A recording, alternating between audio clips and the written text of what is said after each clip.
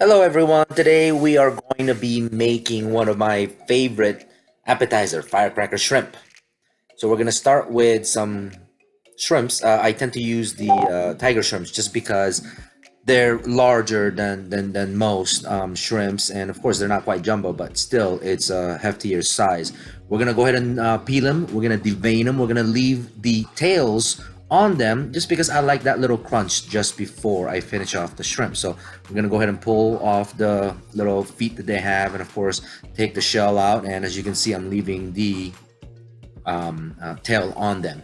I'm just peeling right around the edges to make sure that I leave something behind. Okay, so we're gonna do this for all 17 shrimps. We're gonna go ahead and make 17 shrimps today with some gyoza. So let's get these peels off.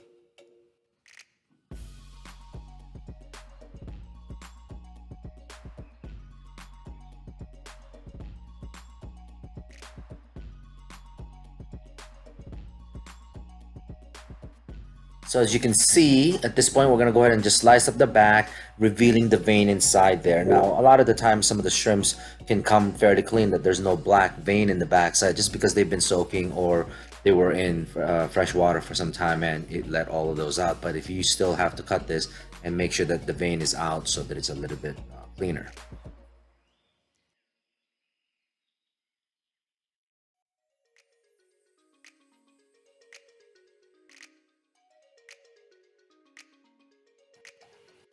So as we finish off the deveining process, we're just gonna go ahead and rinse them off, let the water take the veins out and clean them for us, and of course, just kind of dampen them a little bit afterwards. Now that they're nice and clean, I'm gonna put some taste on them. Now, shrimps technically have some taste in them just because they came from the ocean, but I like to make them a little bit more garlicky, put a little bit of Italian seasoning in there just to make sure that it has a little bit more flavor than usual, and of course, flavor the sauce as well. So I'm just gonna go ahead and mix that up in here.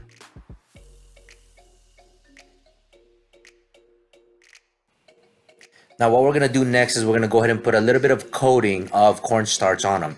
Why cornstarch, not flour? Is just so that it doesn't get a little too thick when you actually cook them. Cornstarch basically will allow the egg wash to adhere to the shrimps a little bit better.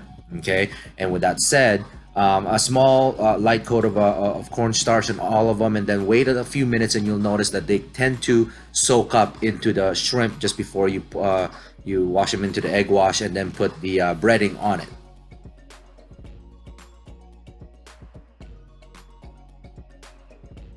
So now we're gonna mix the egg, basically get it wet for breading. Now we're gonna use panko breading. It's a Japanese style breading, and it's a little bit one of those sharper, thicker breadcrumbs. It's not your typical breadcrumbs that you would get at the store. Panko again is a little bit more fluffier, nicer when you deep fry them and so forth. Okay, so that's what we're gonna use. We're just gonna go ahead and put a couple of shrimps in here, and then toss them around, kind of getting things going with that.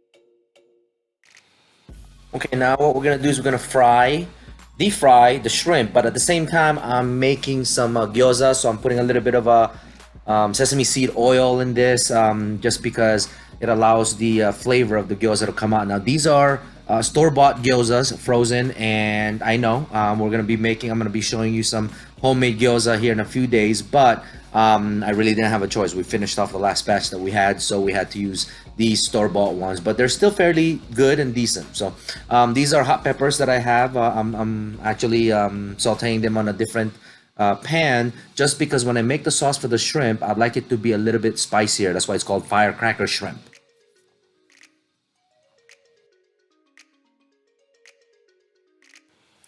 Now it's time to set up the plates and the dishes. And obviously, for the first two, I'm going to go ahead and kind of just lay out some of these shrimps that's been deep fried. As you can see, they're fluffier. They're not heavily breaded like, if you use flour breading or flour mixture, they're a little bit fluffier just because it's the panko breading. Okay. And of course, the sauces is very, very simple. You can make your own sauces. Recipes are all over online. As far as the chili sauce that I made, you saw I basically sauteed a couple of dried red chili peppers in some oil, obviously bringing out the spice out of them, and then of course adding the sweet and sour or hot chili sauce with it. And the gyoza, perfectly nicely done, very moist, and of course have the dark soy sauce seasoning or gyoza seasoning, whichever you prefer. So with that said, enjoy, and hopefully this recipe or firecracker shrimp turns out best for you too as well.